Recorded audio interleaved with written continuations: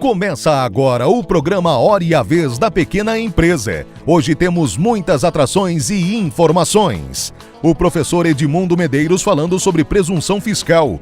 O advogado Marcos Tavares Leite analisando as reformas e mudanças que precisam acontecer para beneficiar os pequenos empresários. O economista Roberto Luiz Troster fazendo importantes observações sobre o Fórum Econômico Mundial, além de dicas e curiosidades. E nesta semana o presidente do Simples, Joseph Cury, recebe o colunista da Isto É Dinheiro e do portal IG, Luiz Arthur Nogueira. Fique conosco!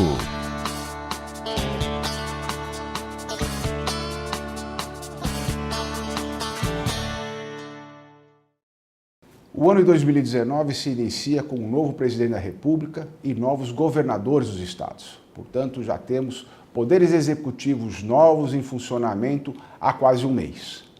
Mas as reformas, as mudanças que todos esperam, ela realmente vai começar a iniciar esse processo a partir do início do ano legislativo, em fevereiro deste ano, quando todo o Congresso Nacional retoma as suas atividades.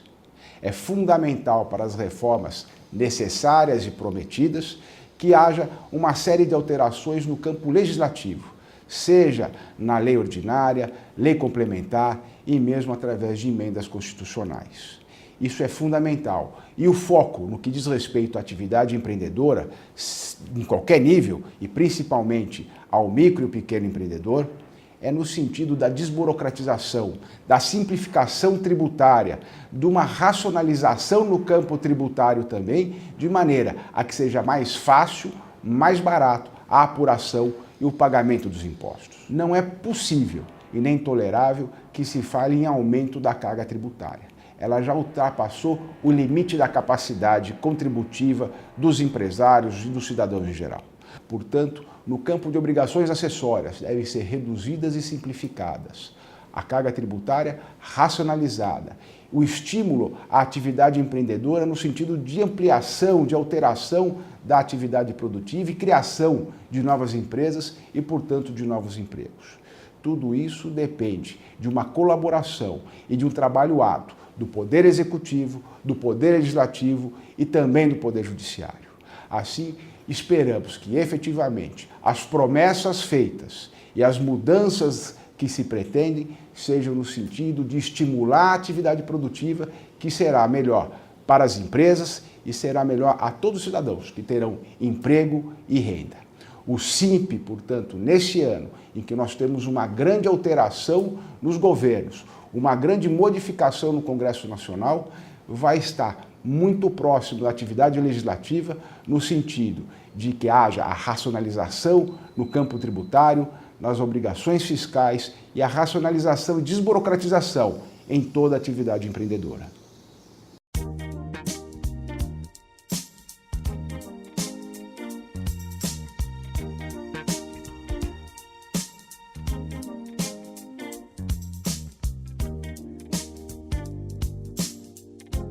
De norte a sul do país, especialmente nas regiões sul, sudeste e centro-oeste, a população brasileira está enfrentando dias de calor absurdo e, segundo a previsão, as temperaturas devem continuar altas durante os próximos dias.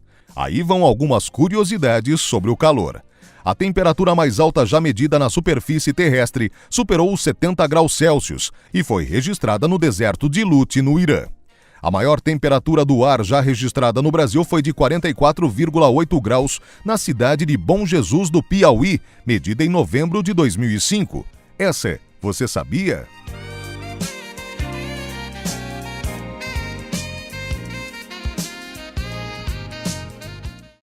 Esta semana tivemos o Fórum Econômico de Davos. É o primeiro evento econômico importante e talvez o mais importante evento econômico do ano. Todos os países, chefes de corporações fazem questão de estar presentes lá. No total foram 65 chefes de Estado e de governo que participaram, incluindo o presidente Bolsonaro.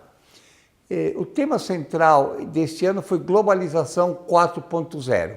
A globalização, combinado com novas tecnologias, mais aberturas, criou uma série de ganhadores e perdedores no mundo. Gente que ganhou muito com a globalização e outros que ficaram para trás. E a preocupação é justamente trazer os que voltaram para trás para frente.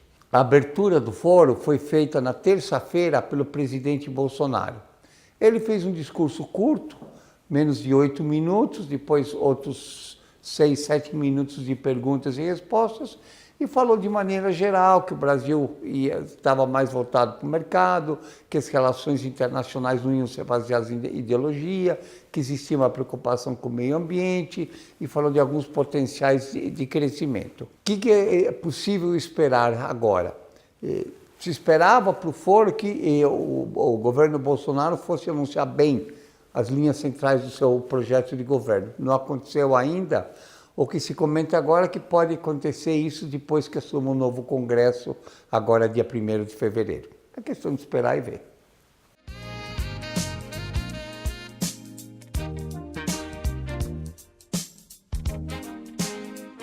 Até o dia 28 de janeiro, o Parque da Água Branca realiza a Festa do Sorvete, um festival de verão que reúne diversas opções da sobremesa gelada, mas também muitas outras programações. O espaço contará com um pavilhão de 10 expositores, oferecendo sorvetes de muitos sabores como sorvete de churros, sonho com sorvete, sorvete italiano, milkshake e outros. Os valores são a partir de R$ 5,00. O Parque da Água Branca fica na Avenida Francisco Matarazzo, número 455, no bairro da Água Branca. Não perca!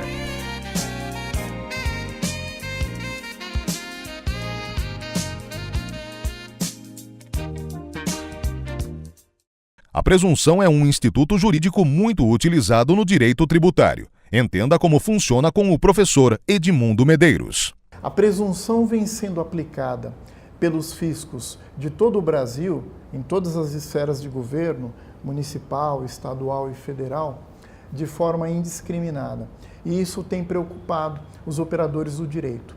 Veja-se, por exemplo, o que acontece na situação em que um contribuinte adquire mercadorias de uma empresa que posteriormente foi declarada inidônea pela Secretaria da Fazenda. Ocorre que a presunção aplicada em situações como essa deveria, antes de tudo, admitir o contraditório, ou seja, a possibilidade de a empresa que está sendo acusada de ter estabelecido uma relação comercial com uma empresa inidônea, se defender e demonstrar, por exemplo, que em nenhum momento ela foi avisada pelo fisco ou mesmo teve condições de reconhecer aquela situação que implicou em inidoneidade da empresa que estaria contratando. Um outro exemplo em que a presunção é aplicada diz respeito às situações detectadas de diferença de estoque. Um determinado contribuinte, por exemplo, em um procedimento de fiscalização, pode apresentar uma diferença positiva de estoque, o que resultaria numa presunção, em princípio, de que houve a aquisição de mercadorias sem nota fiscal.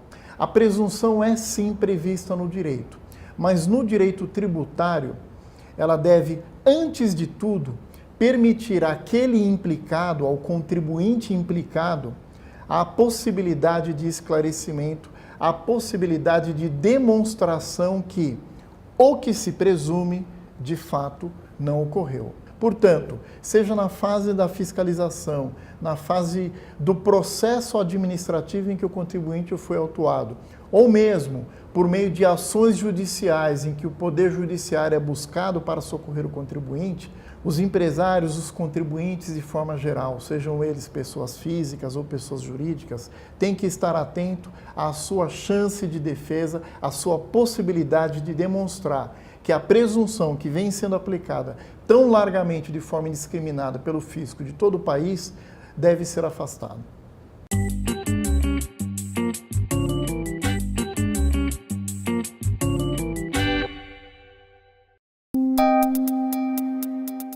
Entrevista da semana.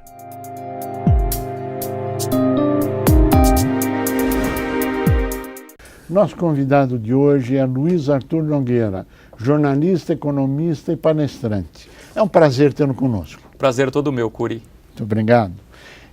Luiz, faz uma análise da situação mundial na sua visão.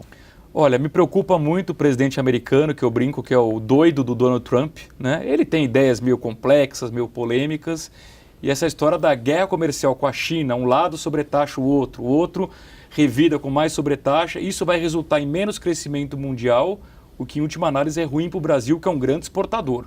Então me preocupa muito, sem falar na tal polêmica do muro que ele quer porque quer construir para separar do México, e isso está gerando uma paralisação do próprio governo americano, que por sua vez vai derrubar a economia americana.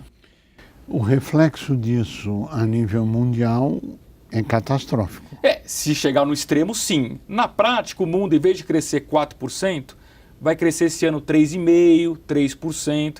Parece uma pequena desaceleração, mas isso significa muita coisa para o mundo. Agora, brutal. Num cenário mais extremo, o mundo pode crescer 2%, crescer 1%, aí seria trágico para os emergentes, em especial para o Brasil, que depende do mundo crescendo para vender agronegócio e minério de ferro. Agora, vamos colocar a Europa nisso, vamos colocar o mercado comum europeu. Qual a sua visão também desse conflito dentro do mercado comum europeu? Eu vejo alguns problemas pontuais em países como a Itália, sistema bancário complexo, problemas orçamentários, é um país com déficit fiscal muito grande, sem falar no problema do Reino Unido, o tal do Brexit. Afinal de contas, sai ou não sai? É uma enorme interrogação.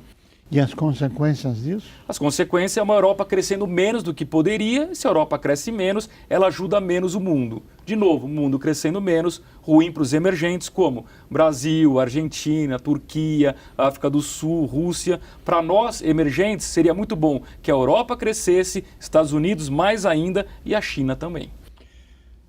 Mas esse cenário de otimismo me parece que no momento está afastado. De otimismo? De otimismo em relação ao crescimento mundial. Não vai ser tão bom como foi em 2018. Acho que o mundo ainda consegue um crescimento razoável de 3,5%, que já seria bom. Sim. Mas poderia ser mais se o Trump não atrapalhasse tanto. Agora, tudo isso que está acontecendo afeta diretamente o Brasil. Sim. Qual a sua visão de Brasil para 2019? Olha, eu estou otimista, Cury. Eu acho que houve uma troca de governo e aí independe se politicamente a gente gosta ou não do presidente Bolsonaro. O fato é que ele montou uma equipe econômica muito qualificada, que na minha visão tem uma agenda correta dos problemas do Brasil, de como resolvê-los. Agora precisa combinar com o Congresso. A gente vai ter um Congresso novo, metade totalmente renovado, e aí a gente vai testar muito em breve a capacidade do governo Bolsonaro de negociar, principalmente começando com a reforma da Previdência. No início, antes do governo tomar posse, no presidente Bolsonaro, a conversa que se tinha pela imprensa era de que eles iam tentar fazer acordos com bancadas de parlamentares. Me parece que isso está mudando nesse momento. Qual a sua avaliação? Qual é o caminho correto? Via partidos, via bancadas ou os dois? Talvez os dois fosse uma mescla interessante, né? É uma proposta ousada, até o pessoal apelidou de bancada BBB, né? Que era Bala, a bancada da Bala, da Segurança Pública, Bíblia, que é a bancada dos evangélicos, e Boi, que é do agronegócio, né? Então se tinha BBB, ele tinha a intenção de negociar com essas bancadas. Só que eu acho que ele percebeu, a área política do governo percebeu que não tem votos suficientes para aprovar uma reforma da Previdência. Então, em última análise, vai ter que negociar partido a partido. Esperamos apenas, Cury, que não seja aquela negociação do passado, do toma lá, dá cá. Agora, no início de fevereiro vai ter a janela partidária e vai ter uma dança de cadeiras, que também vai influenciar nas votações, nas propostas. Qual a sua visão disso? Eu acho que haverá uma tendência de migração, né, de muitos parlamentares para os partidos da base do governo, em especial o partido do presidente, o PSL. Essa bancada tende a crescer muito. Agora, isso não garante aquela maioria de 3/5, que é a maioria necessária para aprovar reformas que mexam na Constituição. Agora, essa negociação e todo esse cenário que aí está, quais são os riscos que você vê nesse momento? Olha, se é que existem riscos? Não, existem. Eu acho que até o mercado financeiro, a Bolsa tem batido recorde atrás de recorde. O mercado financeiro parte do princípio de que o governo Bolsonaro vai ter êxito na negociação, mas eu tenho uma visão muito clara. Se der certo, ótimo, é disso que o Brasil precisa. Se o governo tomar uma rasteira do Congresso e não aprovar a reforma da Previdência, o governo corre sério risco de ter uma derrota econômica muito grande e isso servir para reverter as expectativas tanto de empresários quanto de consumidores. Essas expectativas que hoje estão muito altas podem ser revertidas da noite para o dia se o governo sofrer uma derrota dessa no Congresso. A nossa pesquisa Datafolha aponta que em dezembro, quando está em dezembro, que 87% dos empresários da micro e pequena indústria prevêem um ano muito melhor para os seus negócios. Claro que presumindo que tudo isso ocorra. Agora, hoje o PSL já é o segundo maior partido. Isso. Mas a oposição nunca teve tão acirrada como ele está nesse momento. Este equilíbrio de forças, claro que não existe um equilíbrio entre situação e oposição, especialmente no primeiro momento do governo. Mas a indagação é, haverá 100 dias de trégua para o governo como tradicionalmente existe, ou nesse caso nós não teremos os 100 dias da sua avaliação? Não, eu acho que sim, haverá. O governo, ele tem a força das urnas, sem dúvida nenhuma, ele tem 100 dias para tentar fazer essa negociação, por mais barulhenta que seja a oposição, e é papel dela realmente ser barulhenta, claro. Faz parte da democracia, mas o governo tem muita força no começo. Por isso que eu acho que a janela talvez seja até um pouco maior do que 100 dias. O governo tem aí o primeiro semestre para aprovar o que, na minha avaliação, é fundamental para o tal ajuste fiscal, o ajuste das contas públicas, que é a reforma da Previdência. E eu, Cury, só acredito em uma reforma da Previdência, que é aquela que iguala todos os brasileiros. E é por isso que, se você for colocar alguma exceção, o governo precisa explicar muito bem a exceção, começando pelos militares. Que, aliás, é uma discussão que hoje está em pauta. Sim, e é polêmica a discussão, né? Sem dúvida. Toda exceção é polêmica. Agora, Brasil, aparentemente, se houver essas vitórias e conquistas do Congresso, trabalhando em prol da sociedade, em prol do Brasil, etc., o Brasil deve seguir um caminho. Questões internacionais já foram colocadas. Vamos falar um pouquinho do mercado interno brasileiro. Qual a sua visão? O mercado interno vai crescer, eu acho, esse ano, puxado principalmente pelo consumo. Eu acho que o consumo tem tudo para ser o motor da economia em 2019, principalmente que a gente tem um consumo que ficou represado por conta dos últimos anos que foram ruins. A gente teve na prática pibinho no governo Temer e desastre econômico no governo Dilma. Então as pessoas deixaram de consumir com medo de perder o emprego e muitas efetivamente perderam o emprego. Agora, com essa confiança crescendo, as pessoas ficam com menos medo de perder o emprego, consequentemente com mais coragem de pegar empréstimos para consumir. A minha grande dúvida é, os bancos estão dispostos a emprestar com juros baixos ou vão continuar dizendo não a quem quer consumir e continuar dizendo não a quem quer produzir e, pior, dizendo não com juros elevados? Essa é a minha grande interrogação. Bom, mas hoje o fato é que os juros não baixaram nada, o acesso a crédito não mudou nada, o que mudou é uma expectativa futura que esperamos que se concretize. Essa é a sua avaliação? É a minha avaliação, porque o Brasil tem na taxa básica de juros, a Selic, o menor nível da história. Só que na ponta, para o consumidor e para o empresário, o maior nível. O maior nível. Então tem alguma coisa errada aí. E aí o governo Bolsonaro precisa ter o compromisso, na minha opinião, de resolver isso. Como? Não é na canetada. Eu acho que está faltando um pouco de concorrência no setor bancário. Precisa dar um jeito de estimular a entrada de mais bancos. Tem que estimular as fintechs, que são os bancos digitais. Hoje todo mundo tem um celular, abre uma conta, pode pegar empréstimo, tem que estimular as cooperativas de crédito, que têm juros menores, enfim, tem que tirar os grandes bancos da zona de conforto, porque eles têm uma espécie de oligopólio, ou seja, poucos bancos dominam o mercado inteiro de crédito. Se a gente comparar as taxas de juros do Brasil com o resto do mundo, eu acho que não tem comparação. Não tem. Aqui é o paraíso de quem investe no mercado financeiro para ganhar dinheiro de braços cruzados, sem fazer nada.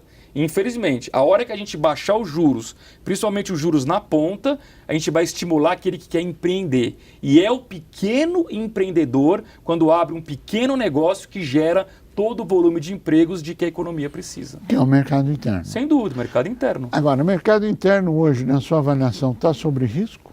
Existem riscos sobre ele? Olha, o risco é dessa confiança que hoje está muito boa, está crescendo, da noite para o dia se reverter por conta de uma derrota política do governo no Congresso. Esse é o meu principal temor, que o governo tome uma rasteira no Congresso. Agora, sem a rasteira no Congresso, o governo por si só, ele está cometendo algumas situações não tão justas em relação à micro e pequena empresa, especialmente as empresas que estão no Simples. Sim. E existem dois aspectos que eu gostaria da sua avaliação. Olha, Cury, eu tenho uma posição muito clara sobre o Simples. Vira e mexe, quando o governo está no aperto, e sempre está, né, no rombo, alguém fala assim, o governo estuda acabar com o Simples, porque o Simples gera uma renúncia fiscal muito grande, são bilhões e bilhões de reais jogados fora. Eu acho essa análise completamente equivocada. Na verdade, o Simples existe para formalizar as empresas. É claro que elas pagam uma alíquota de imposto menor, mas é justamente isso que permite que as empresas saiam da informalidade, venham para a formalidade, paguem impostos, gerem empregos, contribuam para a Previdência e, consequentemente, ajudem, inclusive, o governo a arrecadar mais. Então, eu acho que a análise sobre o Simples ela está errada. O governo não abre mão de receita, ao contrário. Por causa do Simples, o governo consegue arrecadar um bolo maior do que arrecadaria se não houvesse o Simples. Por quê? Se não houver o Simples, as empresas voltarão para a informalidade e, portanto, não pagarão impostos. Agora, o governo, a Receita Federal especificamente, o governo federal está empurrando para a informalidade, agora em janeiro, e que nós vamos vendo isso o ano inteiro, há 500 mil de empresas que estão sendo excluídas do Simples. Qual a sua avaliação? Do Refis, no caso. E, consequentemente, do Simples, é isso? Não teve o Refis. Não teve? Não teve Refis para micro e pequeno. Teve para as outras empresas, mas para micro e pequena do Simples não teve. E agora a opção é até dia 31 de janeiro, ou você faz um parcelamento simples, pagando juros, correção integral em 60 meses, ou você está excluído e tem mais de 527 mil empresas em todo o território nacional. A Receita Federal diz que está abrindo mão de 14 bilhões. Se você dividir um pelo outro, dá em média 26 mil e uns quebradinhos por empresa. Qual a sua análise disso? Olha, Cury, eu não consigo entender a lógica da Receita, porque ela acha que está abrindo mão de receita, mas ela vai perceber daqui a pouco, com essas empresas migrando para a informalidade, que ela vai perder muito mais lá na frente. Eu não vejo lógica nenhuma. E outra lógica que eu não entendo, por que o Refis, que é o refinanciamento das dívidas, só existe para os grandes empresários? Para os pequenos que geram maior volume de empregos, a Receita sempre diz não. Qual é a lógica disso? Se quem movimenta a economia é o pequeno, a prioridade, na minha opinião, deveria ser o pequeno. Você deveria facilitar a vida financeira do pequeno e não só do grande. Nós chegamos ao final do nosso tempo, eu pediria as suas considerações finais. Olha, são considerações de otimismo. Eu espero que o governo Bolsonaro, que tem a agenda econômica correta, consiga fazer uma boa articulação política e faça as reformas sem as quais o Brasil não vai crescer. Eu sei que reforma não é o tema popular, eu sei que dói nas pessoas, as pessoas não gostam de mexer em direitos, mas o fato é o seguinte, ou o Brasil faz um choque de gestão pública, privatiza estatais, melhora as contas públicas, ou a gente não tem nenhuma chance de voltar a ter um crescimento sustentável ao longo dos próximos 4 anos. Luiz Arthur Nogueira, nós queremos trazer de volta no final de 2019, para poder dizer que você acertou em todas as previsões, que o Brasil cresceu, que as reformas aconteceram, que o emprego está voltando, que o crédito está aí, que o Brasil está na rota do desenvolvimento. Queremos agradecer muito a sua participação e o seu brilhantismo. A você que esteve conosco, o nosso mais profundo agradecimento, com a certeza que estaremos juntos na semana que vem. Até lá!